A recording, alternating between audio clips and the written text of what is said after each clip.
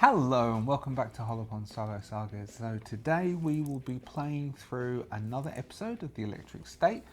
This episode we will be generating a stop for our travellers to interact with.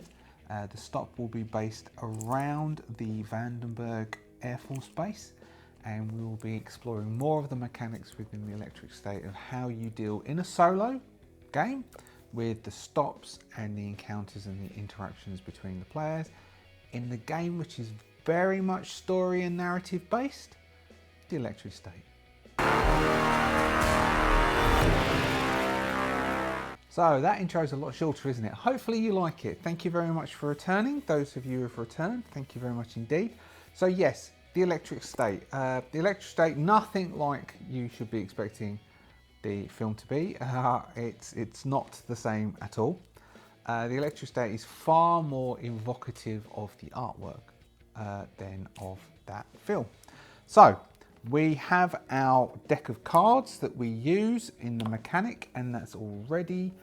So we have our stops. Stop two of the 4 stops that we're planning on doing, well 3 to 4 stops that we're planning on doing. We will be stopping just outside the Vandenberg Airforce Base, which is here on the map. Let me show you on the map. So what we do in the solo play is, first off, we're going to set some things up and understand using the tables that you would normally use as a GM to generate a stop for your players. So we are going to generate, using those tables, the setting, the blocker, the conflict, and some mood elements. So we know the setting is the Vandenberg Airforce Base. So we know its location. Now what we don't know is how populated it is. We don't know the population of this Air Force Base because we don't know. It's quite a big area of the map, as we can see. It covers quite a lot of landmass near Los Alamos. Alamos, yeah. So we said we'd got there at the during the night. We've set up a tent. We have started resting, so this would be in the morning. So let's see so it's quite quiet.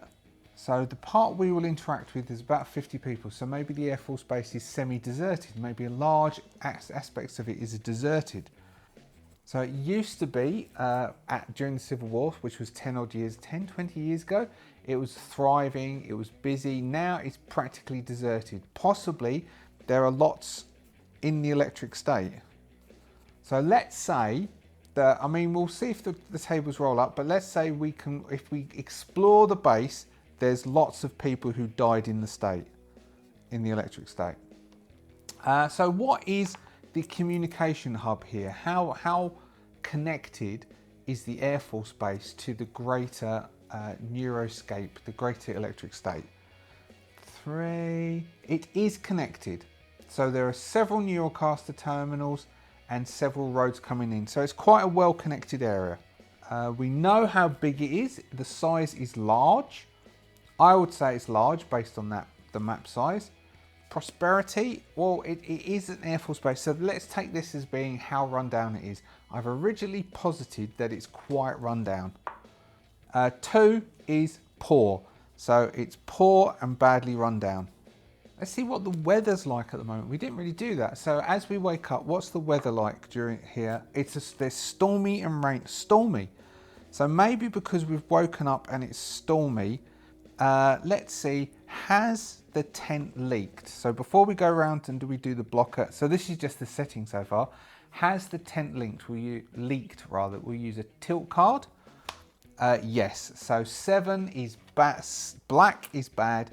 7 is a mid-tier bad. So 7's is medium. So we'll say our tent has leaked. So we're going to want to go into the base to seek shelter. So that could be part of a blocker. Well, let's see what our blocker is. So next we can go for, let's roll a blocker and see what happens with the blocker table. We have a D66 blocker examples.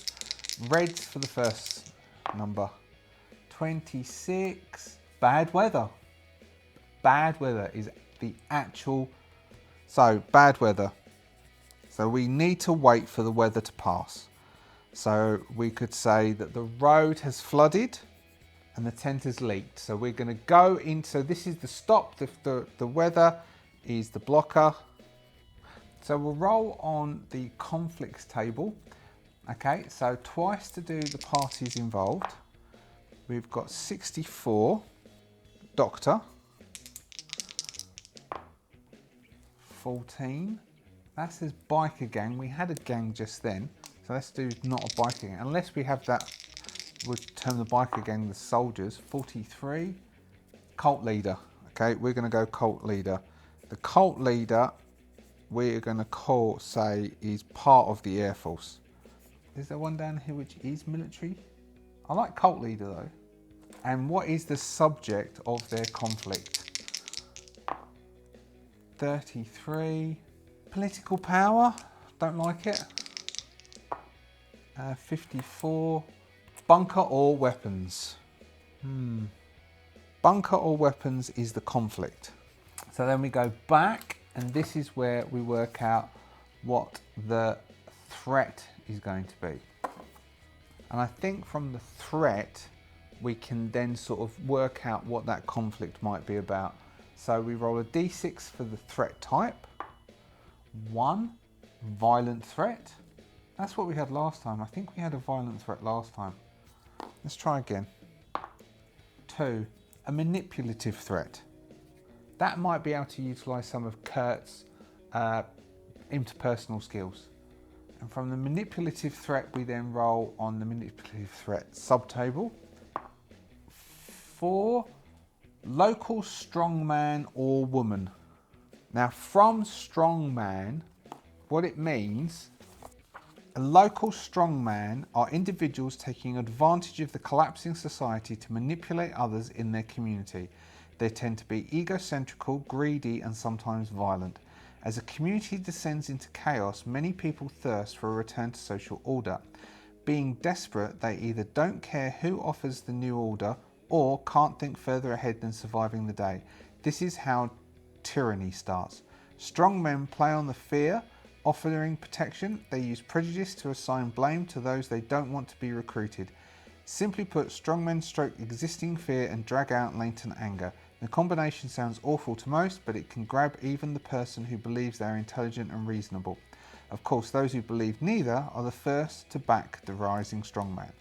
So, we have various examples, but I think local strongman comes quite nicely as this threat. We have a doctor, we have the base doctor. The base doctor is trying to release the 50 odd survivors and basically discharge the 50 odd survivors of the air base because the doctor is seeing it as an unfit environment because their commanding officer, who will be the strongman or the cult leader, has galvanized the remaining troops and is basically training them again. So putting them all through the neuroscape training because he remembers what it was like in the war, and that's trying to hold the people together and hold them all still at the base. So we have a commanding officer that is attempting to hold people at the base and a doctor who's attempting to see people clear. Now, how do we resolve this? So we have a manipulative threat, the local strongman, and we have a doctor who's attempting to convince that strongman that this isn't the way to be. Okay, it's an interesting situation, but then the thought is, how do we resolve this?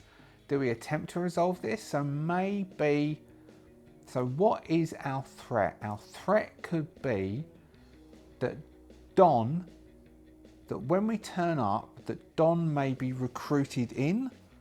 Okay, so we've got some things that might happen. So Don might, so within the story, what would we have? So Don may be because maybe he's wearing, maybe he says he's ex-serving, like innocently, he probably would turn up and say that, and then he would be drawn in, and this commanding officer, we need a name, don't we? So we have, I just asked GPT, we have the commanding officer is Colonel Everett Iron Matheson, and the doctor is Dr. Cassandra Hale. There is 50 to 75 people on the base. There's no one at the doors. It's dark because it was stormy, and it's not day. It is the day, but it looks like the night. So it's very overcast, very dark. The rain is pouring down. We head into the base and we're greeted by some of the soldiers who are asking, why are we here? This is where Don would say that he is he's serving, but he wouldn't be Air Force. Based on the description of the veteran in the book, they aren't Air Force. But Don will make an empathy roll to see if he can convince them that he's also looking quite worn because he's got his health of 2. Let's look at healing. So they've all healed 1 hit point during the night because of the shift of rest. So Kurt would lose 1 point of bliss, but then he rolls a d6. If he rolls a 1, it becomes permanent. Nope. So his bliss goes down to 1. It's at the moment, it was at 2, now it goes down to 1. Because of the basically a day not in the electric state. So they are being accepted in. So now we've got Don, who is looking a bit tired and bedraggled. He's going to try and convince his way in. If he rolls a hit, then he can get in and they don't notice yet that he is, well, the guy doesn't tell anyone he's military. He's got 3 hits. Okay, so he's really convinced. 3 hits is excellent. So the guy, maybe they know each other. So the guard knows Don. So what they get told is, they get told what's going on. They get told, so the guard, there's just 1 guard. There should be more than 1. Don's a bit curious why there's not more guards on the door. The person who's guarding will say let's give the person a name. I'm asking GPT for all these names. First off, it said it would be a staff sergeant at the gate, and then I queried, why would a staff sergeant be at the gate? Senior Airman Kyle Mercer. I don't know if any of this works. So Kyle says to Don, oh, man, I don't know what you're doing here. I mean, I know the weather's bad, but you don't want to be stopping here. There's all sorts of madness going on at the moment. We've got Ian Matheson, wants everyone to start doing the training again on the neuroscapes, and people are just getting absorbed by it. Our doctor's really worried. Dr. Howe is really worried that everyone's just going to be trapped in the state. Half of the base, it has either died or is just permanently connected into those neuroscapes. It's really weird here. I'm the only person on the gate. I'm the only one who's not done it yet. I'm like, basically Ian Matheson has got us on rotation. The Colonel's got us on rotation, and I go in tomorrow. So, I mean, if you want to go, Don, dude, you just go. Like, honestly, brave the weather, because here, you might not be able to get out of here. They might get you into the electric state. There we go. Let's go for 3. So we've got 3 things. Now, what we can say is because the road is flooded, so they have to spend the day here, at least 3 shifts here. Which means that they can't spend the whole of the time in the guard thing. Maybe Molly's going to need to go to the toilet, because that would push the story forward. If my players were saying, well, we're not going to go in, then you say to them, well, you have to, because you need to use the facilities. So they're going to have to do a stealthy sneaking to get in through the wet, to get in and to get Molly to go to the toilet, which might be easy, but Don and Kurt, will Kurt want to go with Don? Kurt is scared of this place, but it is where his sister used to serve. So Kurt will say his sister used to serve here. He can roll empathy. He's got 1 success. So Kyle, Senior Airman Kyle, is interested to hear the stories, but doesn't know of his sister and has never heard of his sister. There is a remembrance wall. So there is a remembrance wall in the middle of the base. So we've got Molly needs a toilet, and there's a remembrance wall. If we can get Kurt to go to, so Don's hope's back on full, Kurt's hope is down by 2. If we can get Kurt to go to the remembrance wall, we will allow that to be a way of Kurt to get hope back. Kurt can bump his hope by 2 if he can get to the remembrance wall to basically pay homage to his sister. So because of the 3 rolls, we didn't roll NPC behaviour for Kyle, but let's do an NPC behaviour for, just because it's quite interesting. It's a card turn. NPC behaviour, 5, pragmatic. The person weighs decisions with logic. They set emotion to one side. Some may be so unemotional they seem like, yeah. That goes along with what we were actually saying about Kyle, saying, look, it's nice to see you, but I would advise you to go. So Kyle is still strongly pushing for them to go, but we all have something that we want to do. So what does Don want to do? Don doesn't want to necessarily do anything here. Molly just wants to go to the toilet. So really we've got Kurt as a primary for this bit, which is Kurt wants to go to the memorial wall and pay homage to his sister in the pouring rain, because that is the sort of thing that Kurt would like to do. So let's first off have Molly and Don are going to attempt to get Molly to go into the main block to go to the toilets. Kyle will give directions. It's the medical block, so we might bump into the doctor. So we will have Molly and Don are going to have to roll to sneak along, which is an agility roll. We'll have Don go first because Don has 5, Molly has 6. So they're going to try and go quietly in, sneak in, and then come back out again. And whilst they're doing that, we will have Kurt is going to go to the members wall. So Don gets a hit. Molly gets a hit. So both of them are being quiet. We will turn over a card and see what happens, because something might trigger, and they're not bumping into anything bad, but we'll find out what happens. So it's not great. So they avoid. So let's see.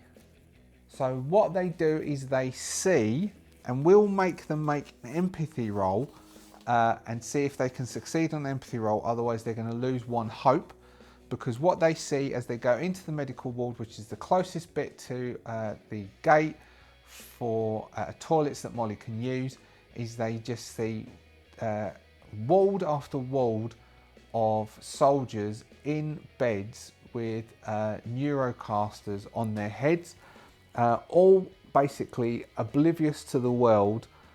There's a strange beeping sound. There's a weird smell and a feeling of static in the air, as the sheets of a lot of these are grey, and a lot of them are looking emaciated, because the only doctor working here is Dr. Cassandra Howe, and she can't tend to everyone. They don't bump into anyone because they both rolled successes, but they do go through. So what we have is scenes of them going through. So they walk out of the rain and they're into the doors of the hospital wing. It's very quiet. There's no one sitting at the desk, which would be equivalent of reception. There's no nurse at reception. The paper on the wall is starting to yellow as it's pinned, and it flutters as the doors open and the doors close. If the place looks a bit dusty and worn down, there's lights on. It's lit, so the fluorescent lights are on and flicking on and off, as we can hear the rain hitting the windows behind them, and they shake off their clothes. Holding their jackets over their heads, they shake them off to stay dry, as they look and see a sign which points down the corridor towards toilets for Molly. So Don and Molly turn the corner to walk down, and so they walk past a walled room with one of those swingy open doors and a circle in the middle.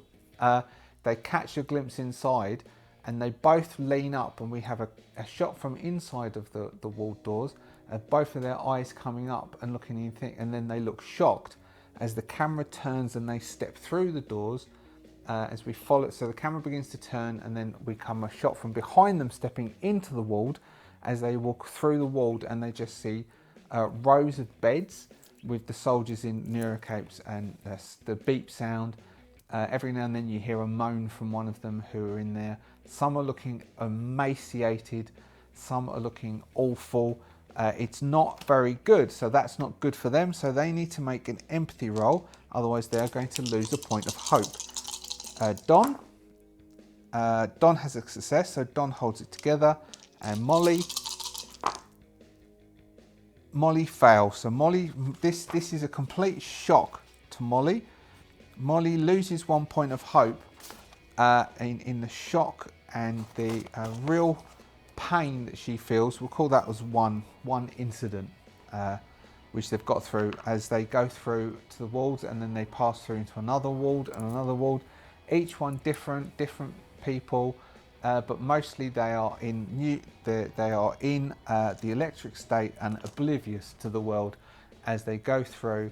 And Molly begins to cry gently. Don holds her hand on her shoulder. We are going to put a tension between. So we've already got tension between Molly, between Don and Molly. Don has one tension, so we are going to give Molly one with Don as they have this shared sadness, which they're going to need to talk about at some point. We will then cut to Kurt, who is with Rocket the dog, running, attempting to run through the rain and further on as Kyle stands at the door saying, I don't think you should go. Just wait for the other two to come back. Which is Kurt. Kurt's got a high agility. Kurt's got an agility of 6. So Kurt is going to try and avoid problems going through the rain. He gets no successes. He fails. Okay. If he pushes, he loses hope again, which isn't great. So if he pushes, he indeed loses 1 hope. But if he fails, then someone is going to find him. So he will attempt to push. He gets 1 success. Okay. So he does lose 1 hope. So whilst he's running so fast that he's beginning to get lost. Rocket starts to bark. He does get 1 success, but he starts to really panic after remembering his sister. We're going to turn a card. Black, quite bad. Okay, so though he succeeds, he doesn't hurt himself. Though he did lose 1 hope, he is going to bump into someone. So he bumps into someone. So actually, he sees a bad thing. So something bad is going to happen at this stop. Now, one of the things is that we have. So the problem is that there is weapons, and the weapons would be the neuroscape. Now, who could he bump into? What can we do? All right, let's do another card. If it's black, he's going to bump into someone, or almost bump into someone. We'll give him a second roll. If it's red, it's going to be something better. Red, okay, so it's slightly better. So what it is he is going to turn a corner out a courtyard, and as he hides under a slight awning to try and get his bearings, which was him doing the push, and try and gather where he is. He's next to a window, and standing at the window, he can see inside as he's holding Rocket out from the rain. There is a colonel, and the colonel is saying to 2 men who are standing there that they can't allow the doctor to stop this training, that the doctor shouldn't be allowed to stop this. This has to continue, and if need be, she should be put under arrest. Now, why would Kurt care about that? Potentially Kurt wouldn't care about that, but maybe after he's paid homage to his sister, we can bring his 2 points, because I said 2 points even though he's just lost 1 hope, and we can then have them meet the doctor. So the doctor is going to be arrested to allow everything to keep going. So let's have Kurt make an empathy roll.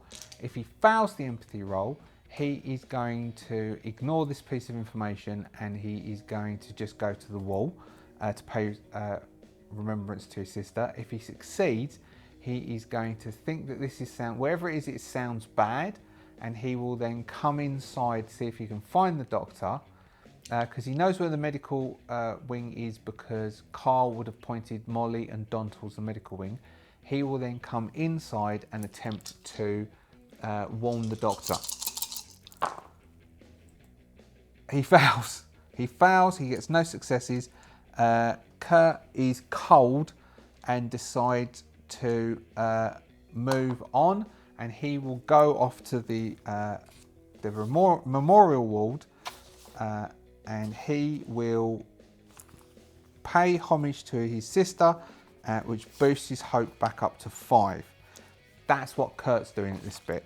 We will then cut back to Molly. So he's done that memorial. We'll cut back to Molly and Don. So we're going to switch focus, probably switching focus either to Molly or Don, not too sure which one yet, to Molly and Don, who will be, Don's waiting outside the toilets for Molly whilst he's looking at stuff on the notice boards, and it's all very old. The dates are very old in the 80s and the very early 90s, because this is 97, isn't it?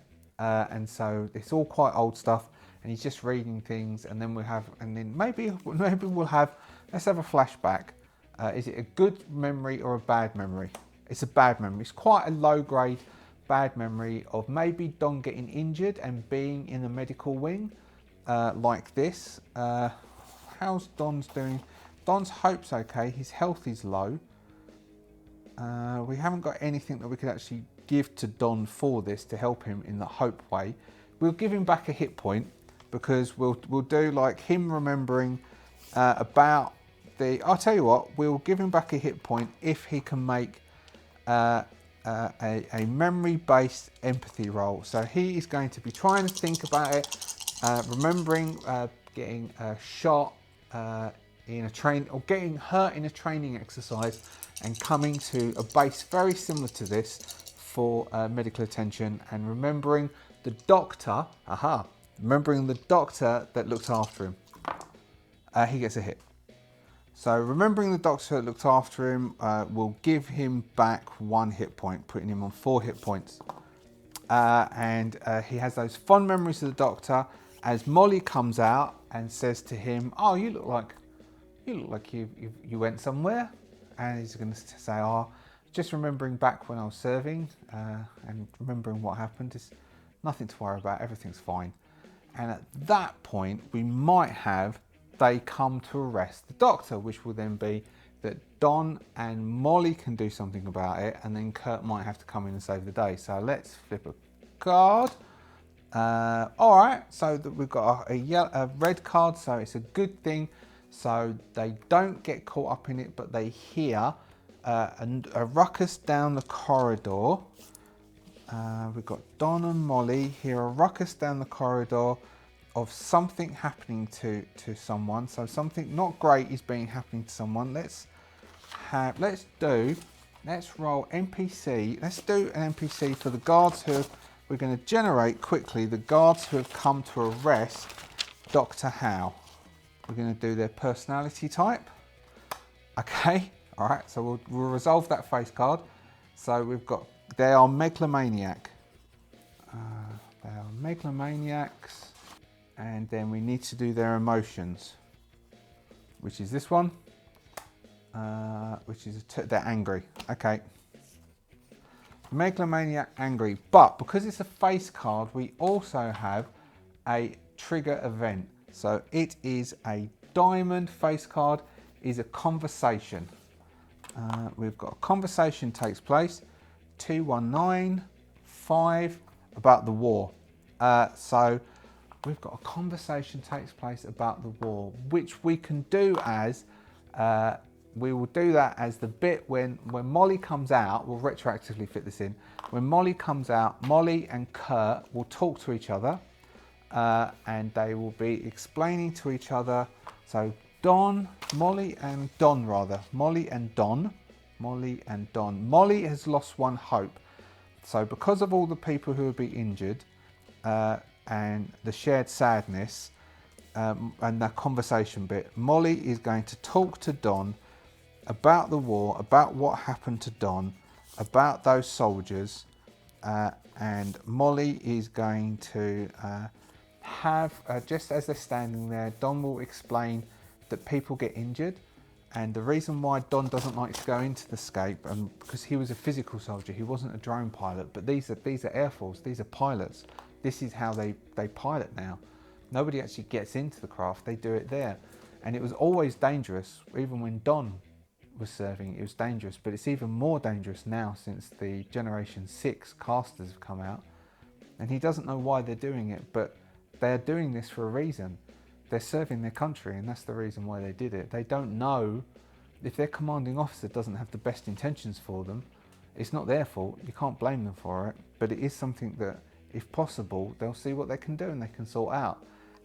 Molly will have a bit of a cry, Don will give Molly a bit of a cuddle, then there'll be, in a very platonic, very brotherly way, then there will be a ruckus from down the corridor, where they will go down to the corridor, where they will witness two gentlemen. One obviously is in charge, he's acting megalomaniacal, which I will, very bossy, as though he's in charge of everyone, and the doctor should do exactly what he's saying. The person truly thinks the world revolves around them. They give no thought to how their actions affect other people. Always arrogant, sometimes aloof. It's ironic that many megalomaniacs need the attention of others to reinforce their imagined grandeur. And he's angry, and he's grabbing the doctor. There's two of them, two guards, because we're going to end in a minute, and then we'll pick this up next session. There are two guards who have grabbed the doctor, and the doctor is saying, I've got to look after these men. If you take me away, they will die. We can't keep putting people in. So this is where Don already knows this, Molly already knows this, but they will be rehearing about what's happening, and the doctor is shouting at these two blokes, one who's getting really angry and physical, which is getting Don worked up. Let's make Don make an empathy roll, otherwise Don will steam in. Don's keeping himself in check because of what happened with those bikers, and he's also, I've got Molly here, it's just him and Molly. So he's worried about, so he's about to go in and he looks at Molly as though he knows he can't, as we see as one of the guards, as the guards start to try and drag her away, and she is kicking and screaming and saying she doesn't want to go, and that is where we will end, and we will find out. So we need to bring Kurt back in to maybe save the day. And I also just put down that maybe the doctor will notice that Don is dying of the poison. Anyway, we'll leave it at that for this session. A little short one. Thank you very much. Thank you very much for all the support of the Adventurers Guild and for everything you do to support me. If you would like to join the Adventurers Guild and also support me and the channel, the way you do that is by clicking the join button below. I mean, YouTube takes its cut, but the rest of it will help support the channel very much so. Thank you very much. There's other ways you can support by a coffee thank you or a super thanks. Old Desert Gal has given another super thanks. Thank you very much indeed. I believe your name's Teresa. It's very much appreciated. Thank you. You can support by just watching. You can subscribe. Potentially, if you subscribe, the algorithm will feed you more of my videos, but also if you just watch them, it probably will do that anyway. Who knows? But a subscription is very much appreciated, and as the number goes up, it lets me know that what I'm doing is right. If you have any comments or any feedback, do stick it into the comments below. Otherwise, we will pick up the Electric State again next week, and we'll see if Kurt, Don and Molly can get out of the Air Force Base, can sort out what's happening with these poor soldiers or airmen, and then continue along their way, and whether it's going to be clear sunny skies for Don to go surfing. See ya.